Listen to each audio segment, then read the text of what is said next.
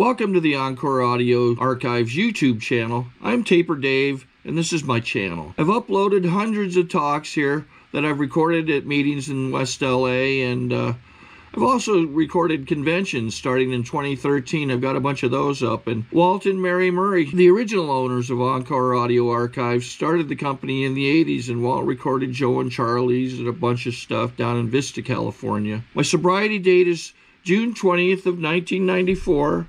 I hope you find something you like, so please like and subscribe to my channel and comment down below. If you want to hear something that I don't have or that you don't see, I'll see that I get it. Anyways, take care and have a great day if you want to. Thank you, my love.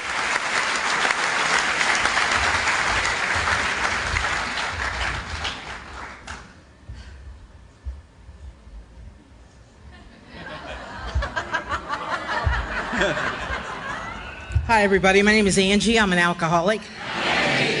I am so glad to be here, man. This is the last time that I was here, I mean, it just blew me away. I went back home and I was like, we are so lame.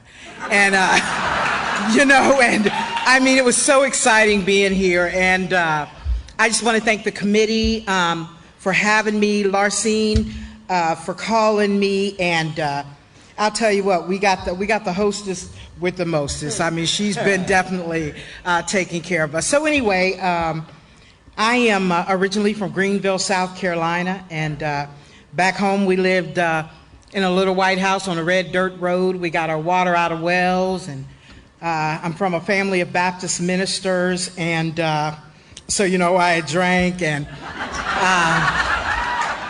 I had flaming red hair and freckles, and nobody else in my family did. And one night at the outhouse, my brother had me locked in, and he said, I know why you look the way you do. He said, because the mailman is your daddy. So whenever I saw the mailman, I'd be like, Daddy! And I would run up to him, and he would put his arms around me and pat me on the head and tell me how cute I was. I felt really fortunate, actually, because a lot of kids around us didn't get to see their dad, but I got to see mine every day at 3:30, so I was I was extremely pleased with the arrangement. And so, you know, my parents had a plan for my life. I've been singing in church since I was 3, and so they really, really wanted me to be this gospel singer. I remember my dad said to me one time, he goes, you know, you're going to have to take care of your little singing voice, okay? Because I don't want to work all my life. And, you know, I remember feeling some, you know, a little bit of stress. I got on my big wheel and just rode for days, and, you know, and I knew then that this was just way too big. And so, you know, I sat in churches, you know, back home, my father, my grandfather, my great-grandfather, and, you know, they told us, you know, if you've done A, B, C, and D, that, you know, you're probably going to be on the down elevator. And, you know, I was 12, so I had done most of them, and I knew that it was straight down for me, so I really didn't have too much of a expectation of what my life was going to be. So we stayed down South Carolina, and my dad ended up getting transferred to Cincinnati, Ohio to open up a church, and he's going to Cincinnati. He's traveling back and forth, and while he's in Cincinnati, he finds himself a little girlfriend, and he moved us to Cincinnati, and he left and went up on the hill to live with his girlfriend and her kids, and that left my mother to raise us. And that was my brother and sister and myself. And you'll hear me talk a lot about my mother. Some of you guys that I communicate with know that my mother passed here recently. And I remember when I first got sober, I said, if anything ever happened to my mother, I'm almost sure that I would drink. I was almost sure of it. And my mother had Alzheimer's, and we had, because I was traveling and speaking, there was a woman in AA who shared with me that she had some knowledge of working with Alzheimer's patients, and she was giving my sister and my daughter a break. And December the 28th of 2013, I came back from speaking in Calgary, Canada, and went to my mother's house, and she had been moved.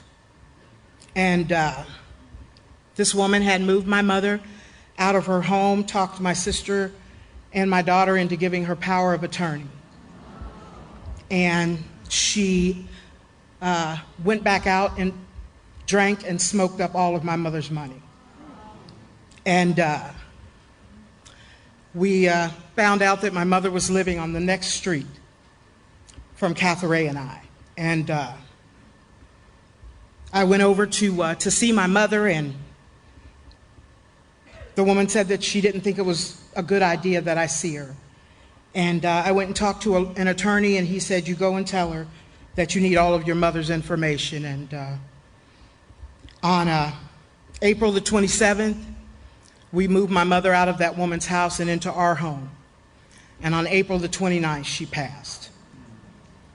And I'll tell you what, I love Alcoholics Anonymous. Without you, I don't know where I would be.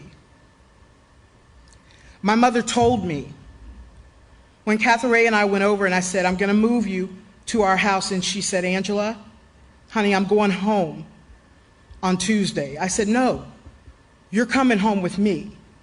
She said, Angela, I'm going home on Tuesday, honey. And my mother passed on Tuesday. That morning, I had cut her up fruit, and I had made a cup of coffee for her, and I took it and I sat it on a tray. My mother was unable to walk. She couldn't do anything for herself. I was sitting on the couch, and I heard her look up. I saw her look up in the sky, and she goes, oh my God, you look so beautiful. So good to see you. And look at you. It's been such a long time. I went upstairs and I got dressed for work, and I kissed my mother on the cheek, and I said, I love you. I said, I'll see you when I get home, Mama. She goes, Angela, honey, I don't think I'm going to be here. I said, you know what, Mama?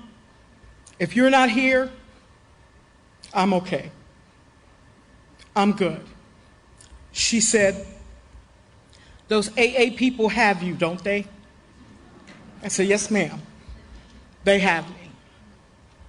And I went up and I got ready for work. I kissed her on the cheek, and I went to work, and I live about 5 minutes away from my home. And I got to my office, and I pulled my chair out, and the phone rang. And it was Catherine, and my mother had passed. I called my sponsor.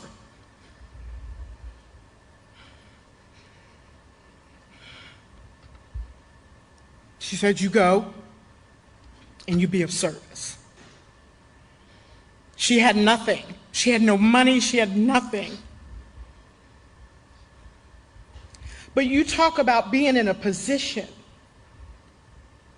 to finally do something positive from my mother. You guys taught me how to do that. I started getting clear-cut directions from people. You need to go here. You need to do this. You need to call them. People raised funds so that my mother could be, so that she could have a proper service. That's what AA and God did for me. And I'll be forever, forever thankful. When I came into Alcoholics Anonymous, I talked about my mother so bad. I treated my mother so bad. But she said, you know what, Angie? Out of all three of my kids, the one that caused me the most problem is the one that can be here and help me. And I owe that all to you. So anyway, I know, I should have just said, and thank you very much. So we move up to Cincinnati. My mother had cleaned bathrooms for a living, and she said that her kids would never have to do that. And education was very important to my mother. We had to speak proper English at all times. We could not say ain't. We couldn't use any slang. We couldn't even say fart. We had to say flagellate. And that'll get you beat up at school a lot. But we had to speak proper English, because my mother let us know as young kids, you're going to have a couple strikes against you. You're black, and that's never going to change. So you're going to have to be smart, Angela. I told my brother, you're going to have to be smart. My little sister, you're going to have to be smart. You have to get degrees. You're going to have to do things. My brother and sister, successful. Me, I heard, I will always be less than. And I went with that. My mother worked as a server in a restaurant, and she sent me to private school. I don't know if I would have worked that hard for my daughter, but she sent me to private school. So now I got a flaming red afro, a white blouse, a plaid skirt, black and white Spaldings, and bobby socks, and I got beat up on a regular basis. I mean, I looked at me every day. I knew what I looked like. And they would chase me home from school all the time. And one day, this girl named Squeaky and her little posse, Squeaky was like 6'10" in the 5th grade. And they were throwing rocks at me. And I ran in the house and I told my mother, I said, whew, I'm glad I made it in the house. She was about to kill me. My mother, whenever she sounded like this, she goes, you know, Angela, honey, at some point you're gonna have to learn how to take care of yourself. What I'm gonna need you to do, Angela, is go out there and stand up to Squeaky. I said, you want me to do what?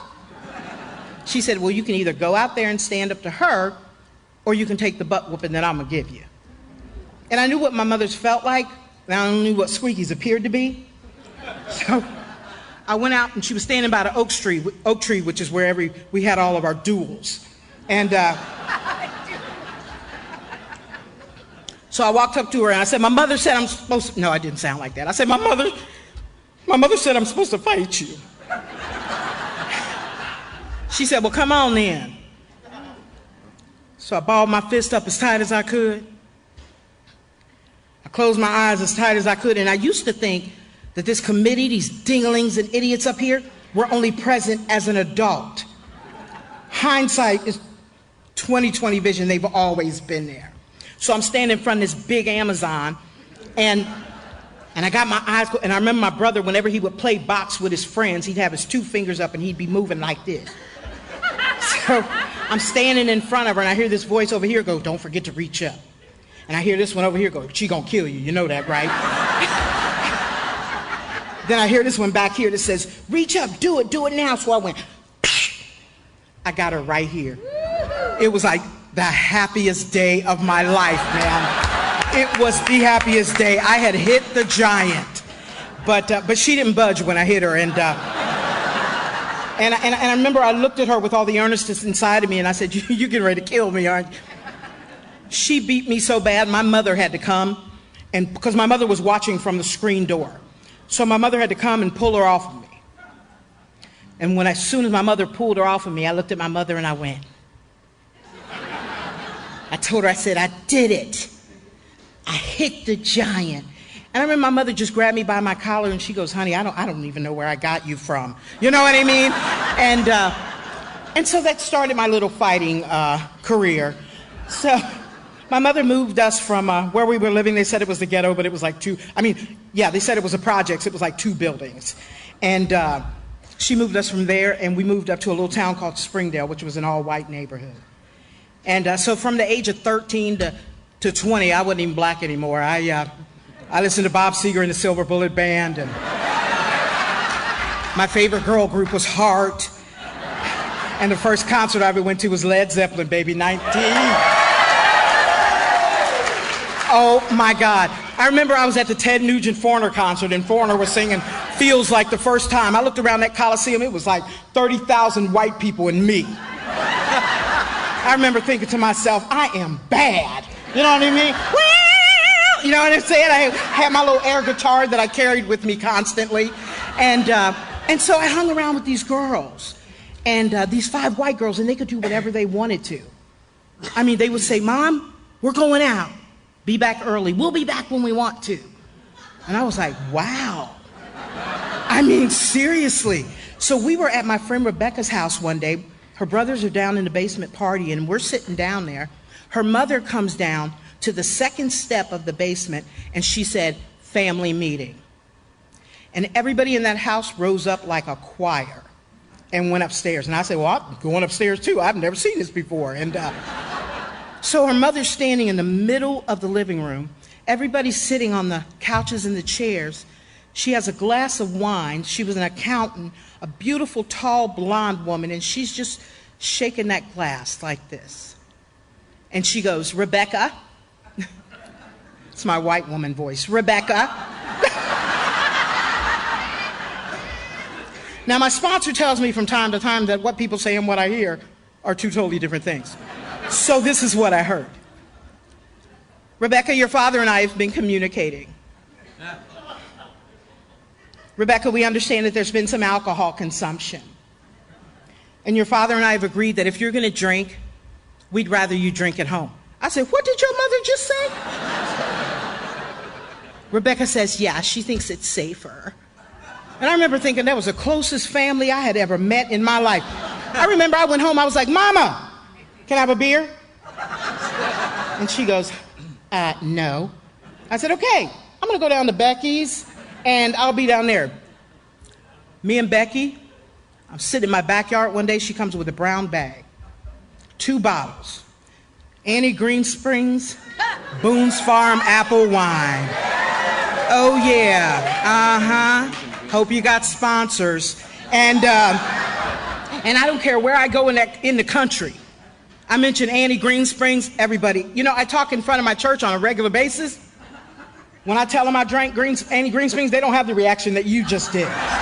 Thank you. As a matter of fact, they actually feel sorry for me that I would even call it wine.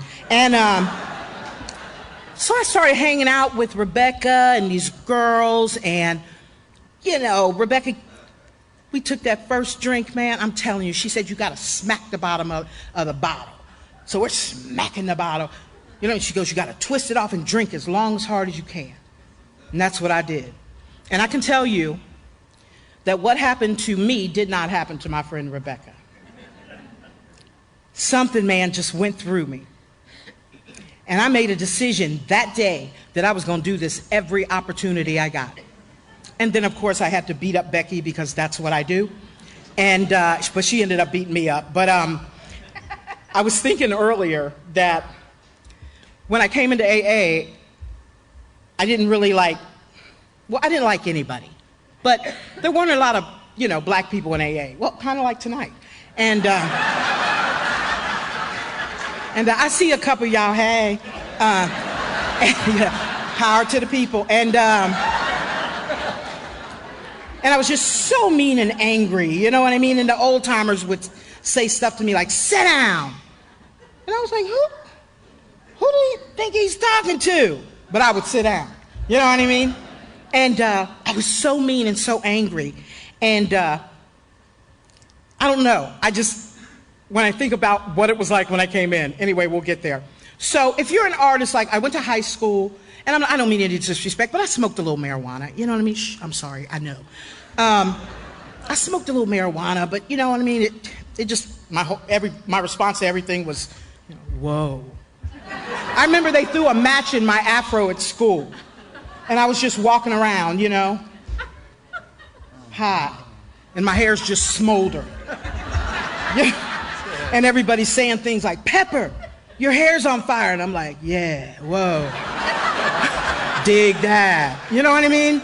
By the time I had walked from one side of the school to the other, I just had like 2 black cones. You know what I mean? But it was all good. It didn't matter. You know what I mean? Because I was under the influence. And so I didn't really like it because it seemed like I just, you know, ate everything in everybody's freezer that had been there for about 10 years. You know what I mean? And trying to justify exactly what a water sandwich tastes like. You know what I mean? So I knew that wasn't for me. And you know, my friend Rebecca, she gave me a couple pills one time, told me to take 1. You know how many I took, right?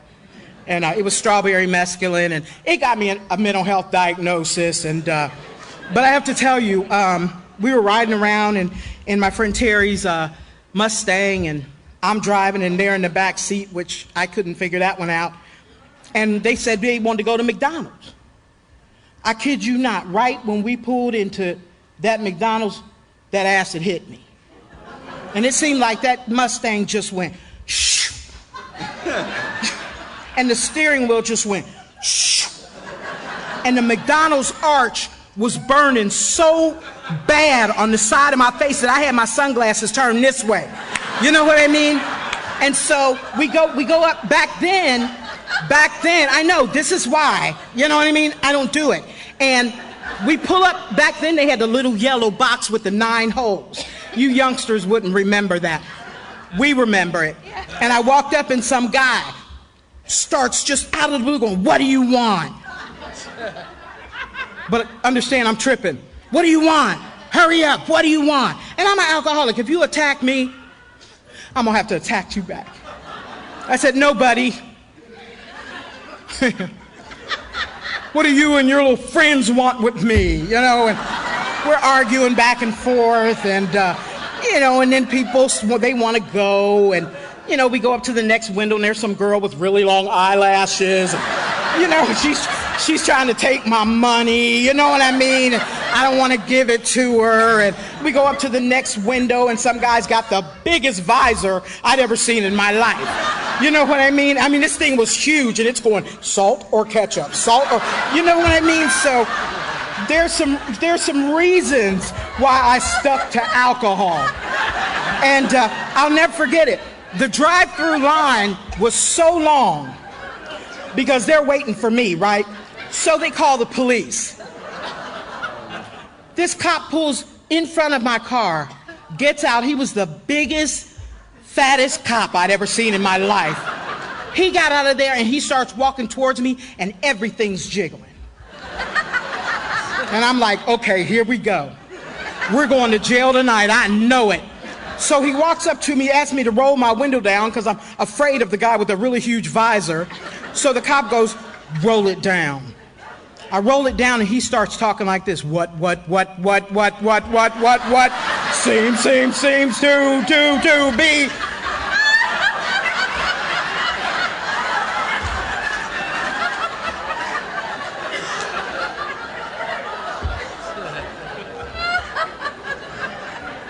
I said, "Officer, I'm going to jail, ain't I?" He goes, "What's your name?" I said, "Luke Skywalker."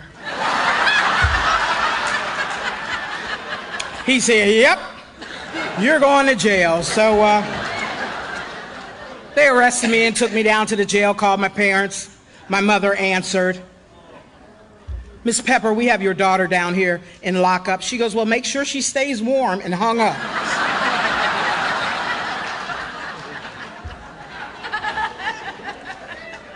So I did not have enabling parents. You know, when I was growing up, you could put your kid out. And that's what they did. They say, "Hey, you want to live like that? Cool. We have other kids to raise." We are upstanding people in this community. And I was thinking, nah. And so they ended up putting me out, and I'm living, you know, house to house, couch surfing, drinking. And if you're an artist like I am, you just know that one day, somebody's going to discover you. That's how I felt. One day, and I told my mother that, one day when I make it big, you're going to wish I was around. She's like, "Well, yeah, whatever." And it was going to happen like this. I wasn't even going to be singing. I'd be sitting in a restaurant.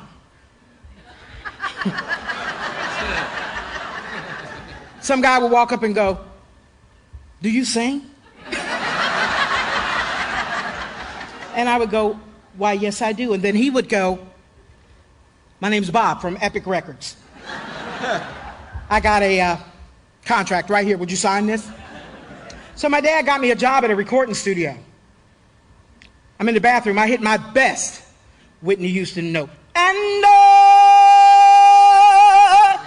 And I come out, and there's this tall brother standing there. And he goes, "Was that you singing?" I said, "Well, yeah, as a matter of fact, it was." He goes, "I can make you rich. That's all I need to know." He goes, "But you got to come to Vegas." No problem. So I went home and I called a family meeting.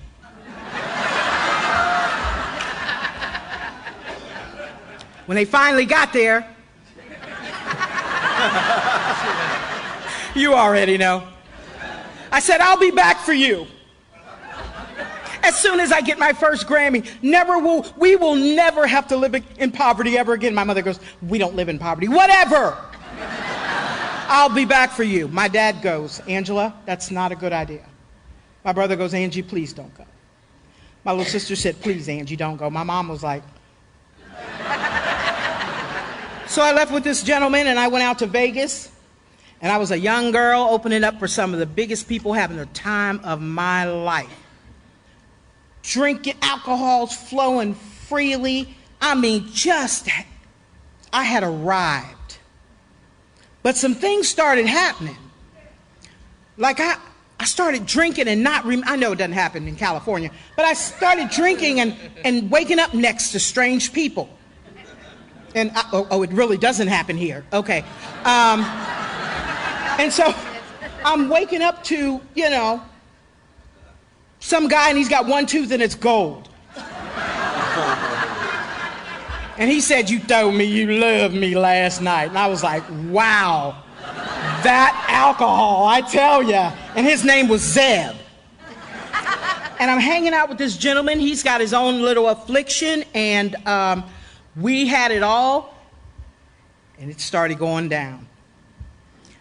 We had it all, and then we had nothing. I'm drinking daily, all day. They are blacklisting me. I couldn't get a job if I wanted one. And I'm drinking away. He comes and gets me one day and says, "Look, I need you to drive me to the store." I drove him to the store. He went in. He robbed the place, and he shot and he killed the owner. And he came out of that store with blood on him, and he got in that car. I had a bottle of Thunderbird Classic between my legs. I'm drinking and I'm driving, and I'm here with this guy who would take somebody's life for nothing. He told me to go, and that's what I did. A few short blocks later, all I remember was they were dragging me out of that car, and there was guns to my head, and they told me, "If you move, we'll blow your head off." This gentleman just passed away a year and a half ago in that Nevada prison. And here I am in Torrance, California, speaking at a musicians meeting of Alcoholics Anonymous. I don't know why my journey took the course that it did. The governor of Nevada gave me what is called a floater. That is a request to leave our state as soon as you can. They gave me a ticket, and I flew home. And when I got to Cincinnati, I made a solemn vow that that was it. No more anything for me. What I didn't know, that I was powerless over alcohol and that it dictated and managed when I was going to drink, and it lasted all of 2 weeks. I'm with my brother and sister. In Cincinnati, you used to be able to get on the city bus and ride it all over town for free. We get downtown Cincinnati to the corner of Liberty and Vine. I look over.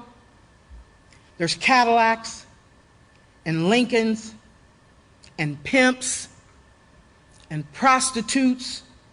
And my little sister said, "Shoot, you couldn't pay me to go over there." And my brother was like, "Shoot, me neither." And I was thinking, I'm going over there tomorrow.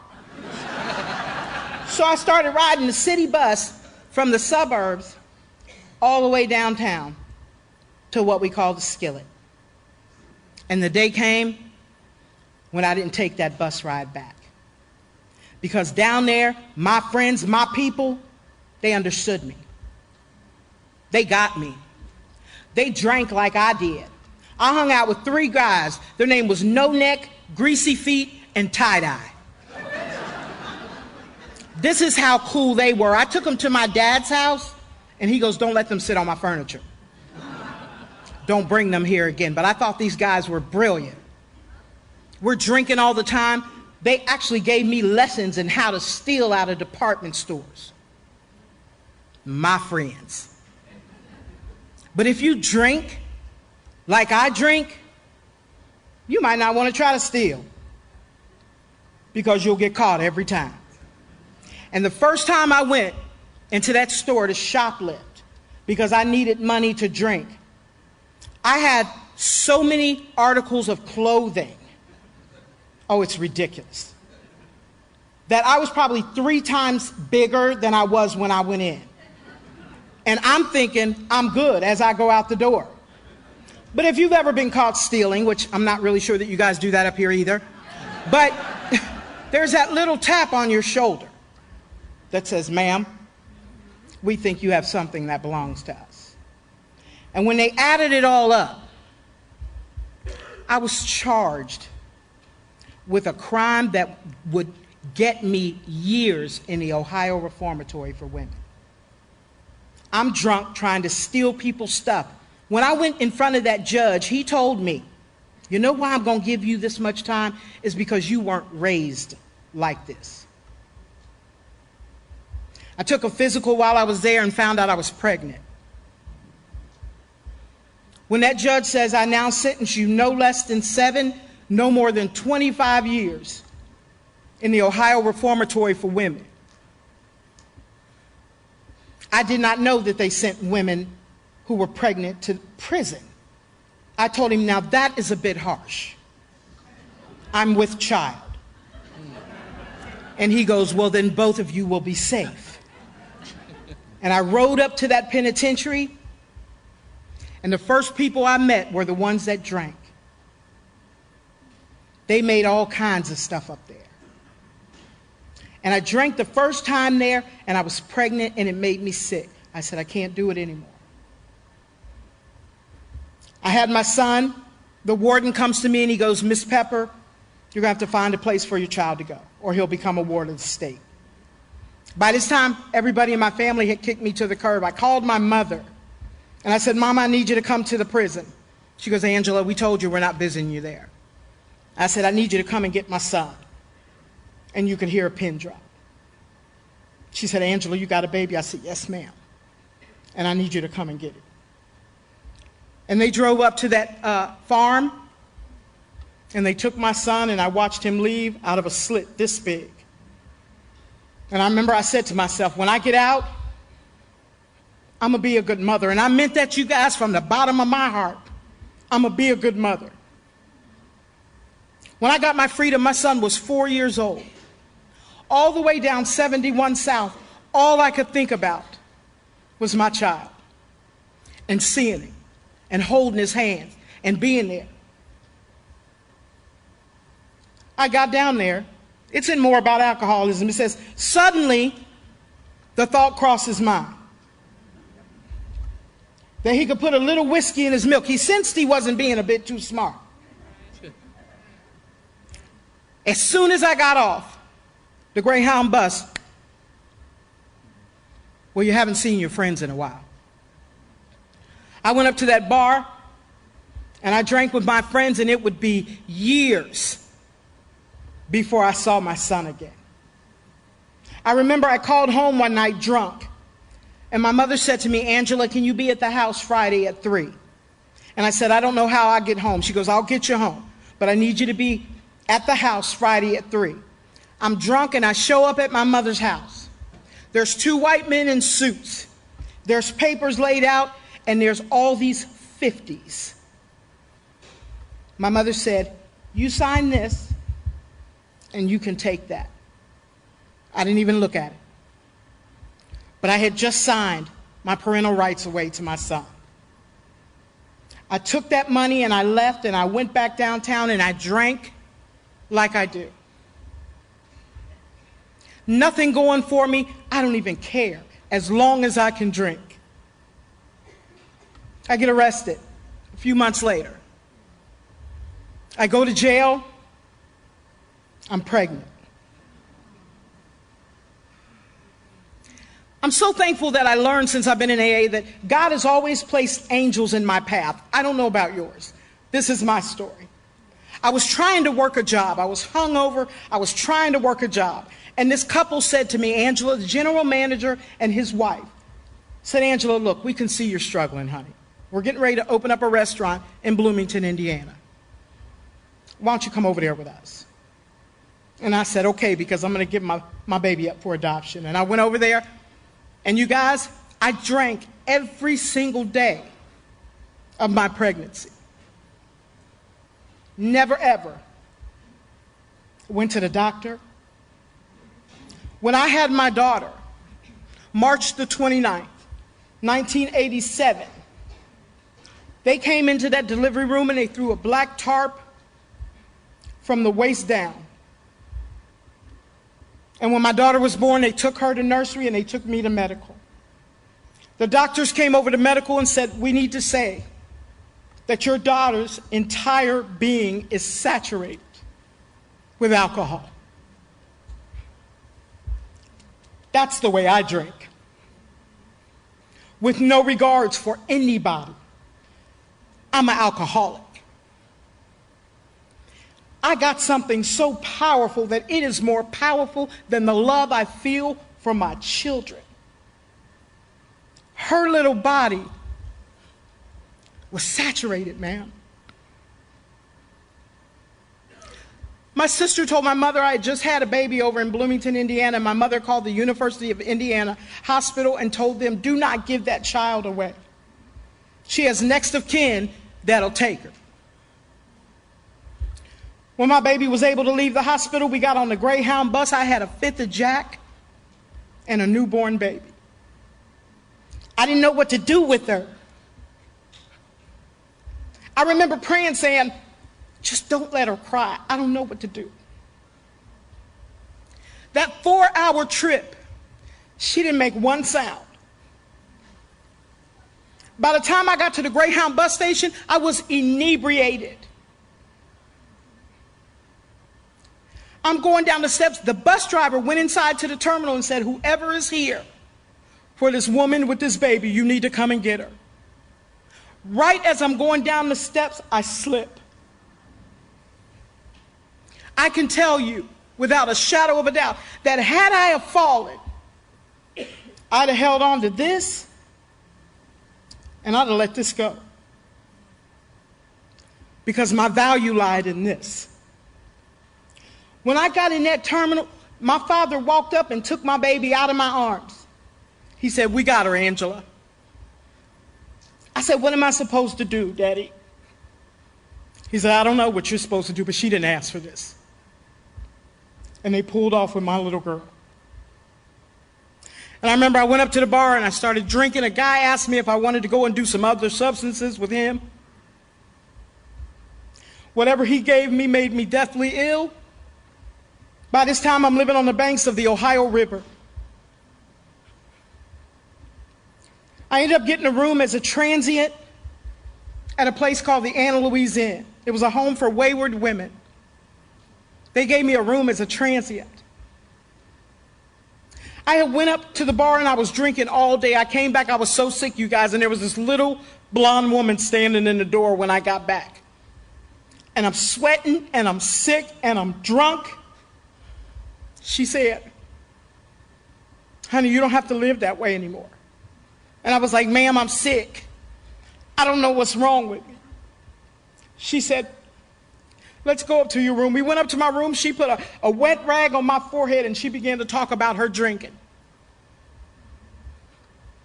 She asked me to go someplace with her, and she took me to my first meeting of Alcoholics Anonymous at 405 Oak Street in Cincinnati. Now, when we pulled up to this clubhouse, it was about 200 Harleys parked in front. There was all these white people with white cups. And it seemed like everybody was just kind of swaying. And I'm going up the walk and some guy, older guy, reaches out his hand and goes, hey, Wino Bob. Okay, Mr. Wino. Then another older gentleman. How you doing? I'm Big Book Mike. Hi, Mr. Big Book Mike. Then I'm going up the steps, and the biggest biker dude that I had ever seen puts his arms around my waist and said, welcome to Alcoholics Anonymous. My name is Squirrel. I said, Squirrel, you want to put me down, man. She said, let's go in here. Somebody will be sure to be telling their story. So I sit, white people wandering in, happy, hugging. Then there's these two big pictures of these white guys, and I'm like, okay, that must be the president and the vice president. So this guy gets up to the podium, and he starts telling his story. I told you my sponsor told me what people say and what I hear is two totally different things. This is what I heard. Howdy. My name's so-and-so, and I'm an alcoholic. I'm grateful to be one. I said, what? I just want you to know that I have not hit my wife in a week. I am sober today by God's grace and mercy. It seemed like everybody in the room just stood up and went, bravo! I said, what the heck? Then they passed the basket. I said, okay, I know this. I go to church. Then they prayed. All of them. Rose up in unison. Grabbed hands. Bowed heads. I said, and they are hypocrites too. Oh, yeah, they need me here. Yeah, they need me here. So I stayed around Alcoholics Anonymous. Wasn't like I had a huge social schedule or anything. So everything, I'm the woman that you would see in the coffee bar. If somebody in front of me goes, yes, I'd like a large coffee. And then I go, can I get a coffee? Wait a minute, Angie. I said, it's because I'm black, ain't it? That's why I can't get why I got to drink my coffee out of a white cup. Why I can't drink one out of a black cup. My sponsor, she was from England. She goes, would you sit down? I said, you know what? Me and you're going to have a talk too. Because I think that you need to be a little nicer to me with slavery and civil rights and all. This is what I love about sponsorship. She goes, oh, really? Who do you know that was a slave? I said, you talking about personally? She goes, absolutely. I was like, well, you know, I don't know anybody personally. She goes, and until you do, we won't be having this conversation again.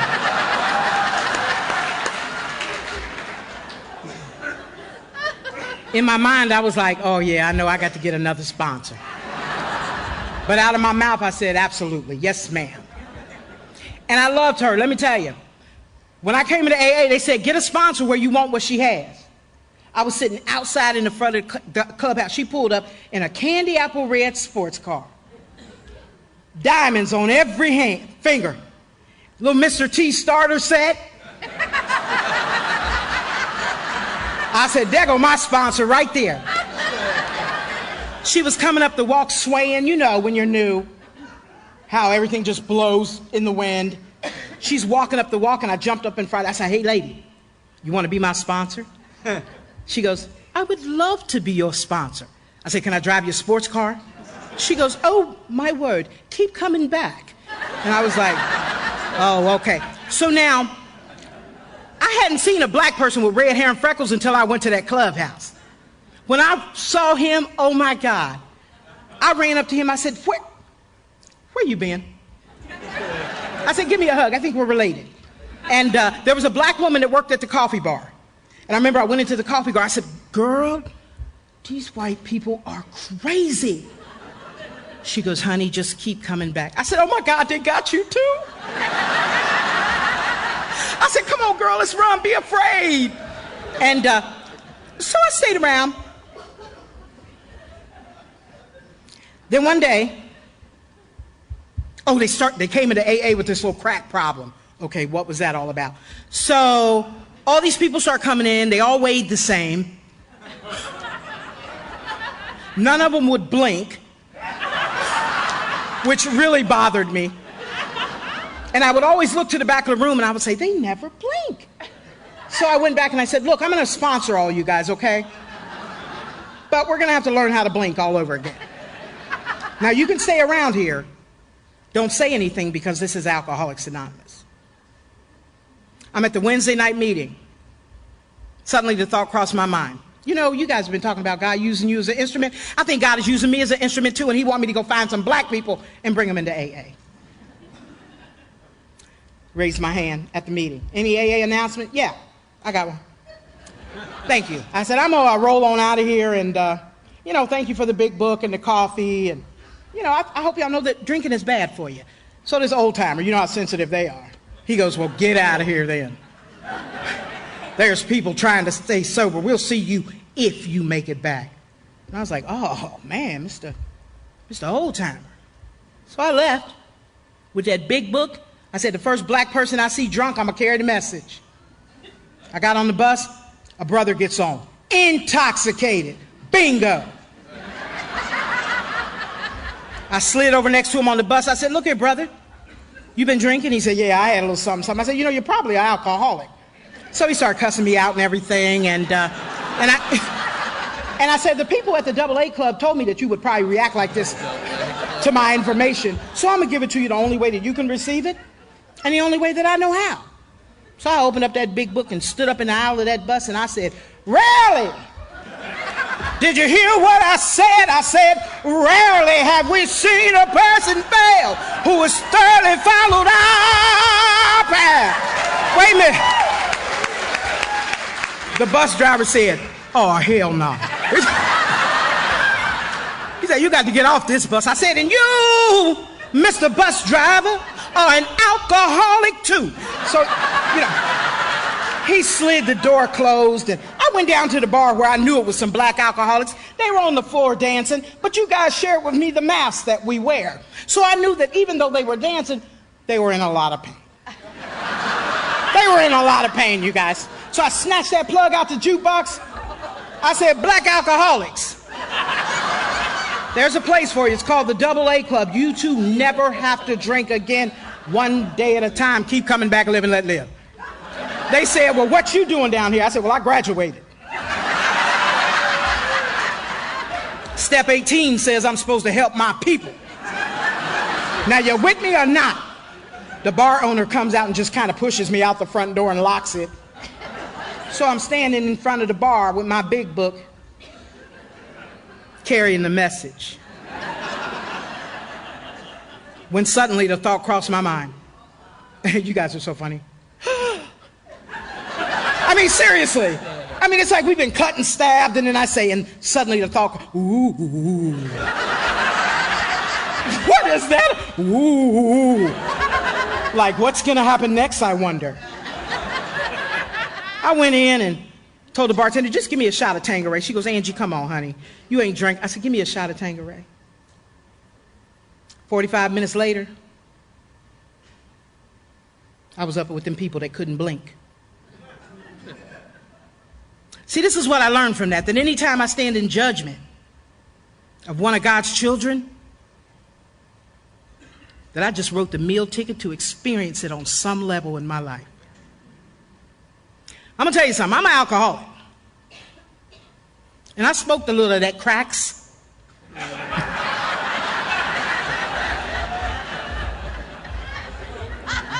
I'm going to tell you something. I lost 50 pounds overnight. Sure did. When I came back to Alcoholics Anonymous, I went on a binge that you couldn't have told me was going to happen. When I came back June the 20th, 1991, my hair was matted to my head. My hands were swollen. My gut was protruded out to here. My lips and my skin was black. I mean, well, darker than it, you know. I walked into the coffee bar and that same old timer that was there at that meeting when I gave my departure speech was working behind the bar, and he looked at me and he said, Angie, you gonna die. And I said, I know, I need you to help me. He pulled a big book off the shelf and he opened it up to where it's those 2 white pages. He slammed his hand down and he goes, that is what you know about staying sober. When you go to meetings, I want you to shut up and listen. See, I don't know about I don't know about today, but back then, old timers were not, they didn't care about my feelings, they cared about my life. They didn't care about my inner child. They cared about my life. I remember I was in a meeting one time. I said, they won't let me see my kids. They just won't. And this old timer said, Angie, buy me a cup of coffee. I said, I don't have any money. That's one of the reasons why you don't have your kids. See, that's how they talk to me. They didn't hug me and tell me how much they love me. No, they said things to me like, shut up. And unless you drink your whiskey out of a different kind of bottle, we suggest you become relatable to this. Don't let me hear you talking at a meeting. And I stayed around.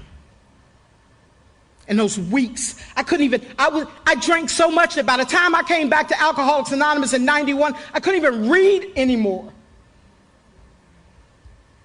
Everything that I learned, I had to relearn in Alcoholics Anonymous. I took the GED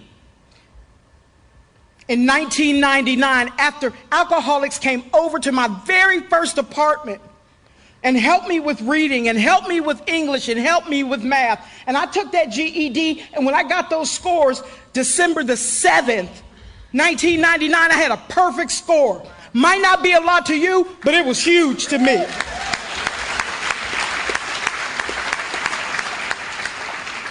And I remember when that thing came in the mail, man, I grabbed it and I said, I'm going to college. I ran up to the University of Cincinnati like a mad woman. I walked in there and I was like, I want to go. Oh my God, I want to go to college. This lady was like, well, what do you, she's all scared. Well, what do you want to do? I said, I don't know. And about that time, they incorporated the School of Addiction Studies into the University of Cincinnati. And I now have my degree in addiction studies. Might not be a lot to you, but it's a lot to me, man. If you're new in the room, the sky is the limit.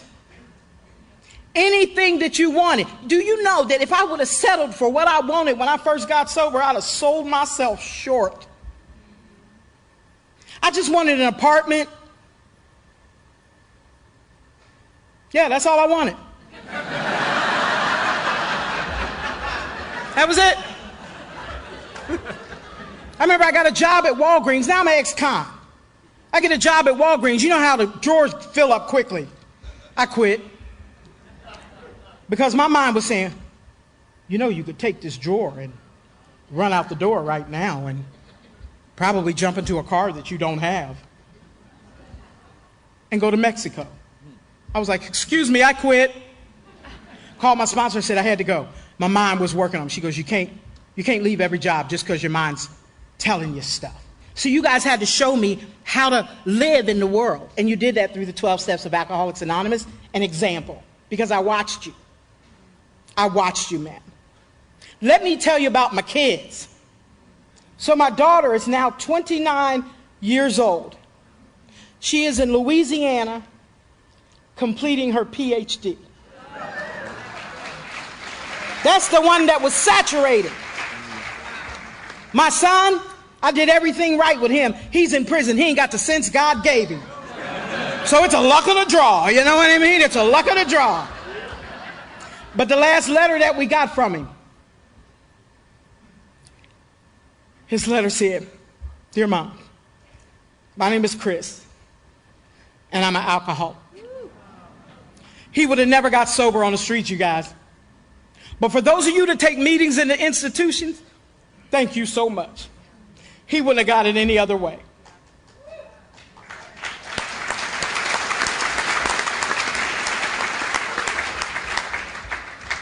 I got married. It's my wife right there. She purty, ain't she? See, stand up, baby. Let them see you. I'm proud of her. Yes, she is. I know. Yeah, I done seen some of y'all this weekend, guys. Watch yourself.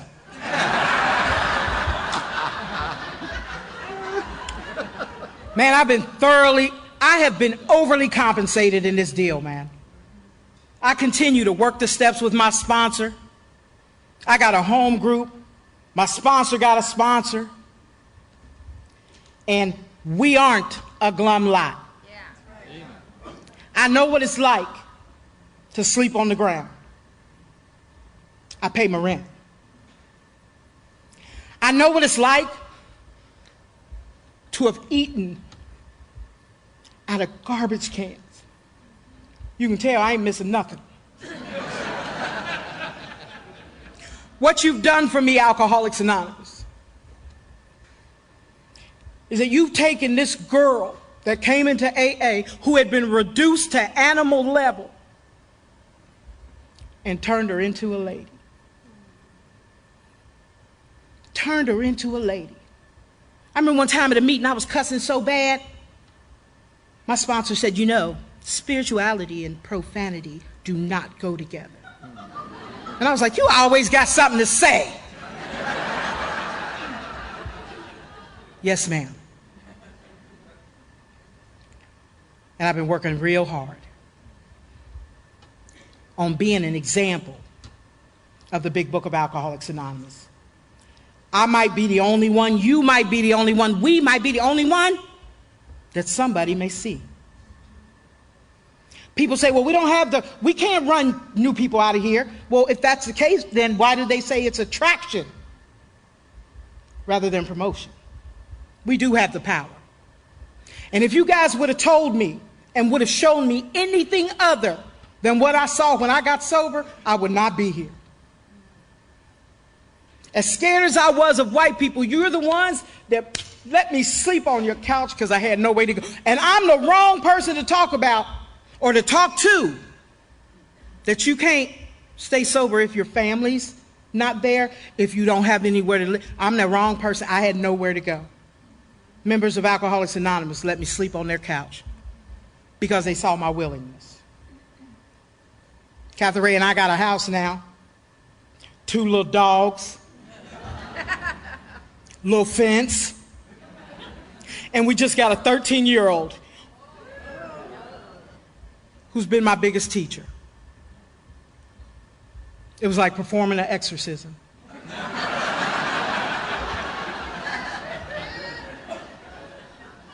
But we did it. She made the honor roll.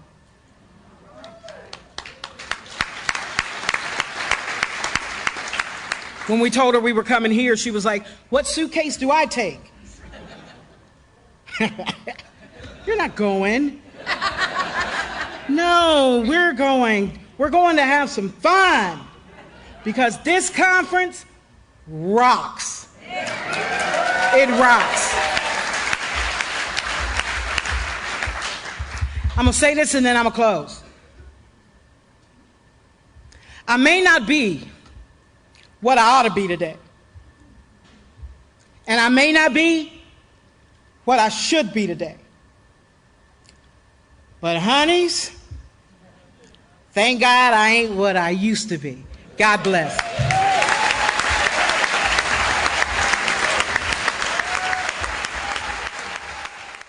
Sorry to interrupt your viewing. Taper Dave here. Just wanted to take a second to ask you to like and subscribe to my channel. Let me know if you like what you're listening. I've got some very good talks here, and this one's a great one. Just curious, do you think this is better than Zoom? Tell me what you think. Okay, this is how I prepare my drone for launching. I like to do it inside the cab of my truck so I'm not standing outside in the weather. To install the joysticks for control, up and down, right and left, powered on.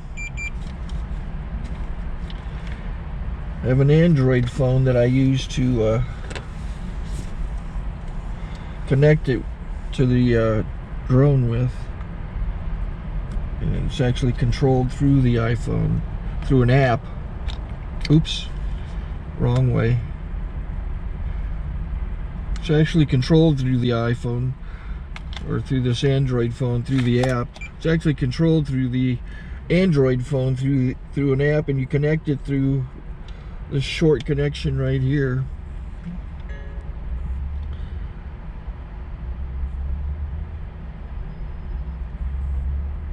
Remote control connected. Remote control's connected. So I pull out the drone. I have to extend the legs. Long legs extended first, then the short legs. Remove the gimbal protector. Set that aside, then power it on one short burst, then one long burst. I lay it down. So I have to go to calibrate. So the drone's not connected yet. It shows you here as this drone gets disconnected. even though the remote's powered on. So the drone has to establish it's connected. So I go into the app to calibration mode. First I'll calibrate the remote controller. Start calibration. Out, in, oop, out, in, up, down, and then this little wheel is to control the gimbal. So it's calibrated. Go to gimbal calibration, start calibration, and then it calibrates the gimbal. I don't know if that shows up. The gimbal's moving all over the place. Changes, you can see it on the video. And I'm calibrated to take off. It's acquired 7 satellites at the moment. There are 26 satellites up in the sky, which it has to acquire before you can take off. So it's connected. It's got enough satellites. This is white. I can go to press this little arrow button, swipe right to take off, and it would start the motors if I slid this to the right. But I'll wait till I get outside. Don't want to do it inside.